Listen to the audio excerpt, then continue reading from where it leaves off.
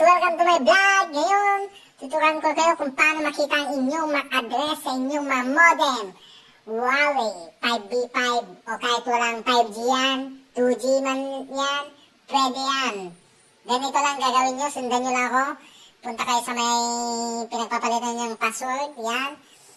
Buksan nyo ito, alam nyo na yan, 192.168.100.1.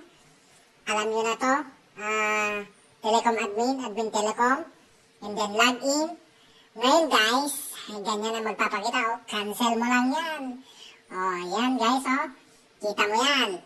Ngayon, punta kayo dito sa my system information. Ngayon, pupunta kayo dito sa my WAN. Ayan.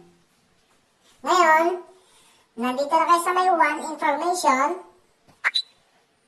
Punta lang kayo dito sa eto, i-click nyo lang itong internet, sabi niya, click nyo lang yan.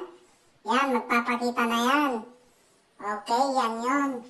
Screenshot nyo lang yan, tapos send nyo sa amin, o kaya sa internet provider nyo, para malaman nila na yan yung address nyo, para hindi kayo maputulan. Yan guys. Thank you guys sa mga nanonood sa akin. And huwag kalimutan, i-like and share na yan para lagi kayong updated sa aming videos. Thank you and welcome.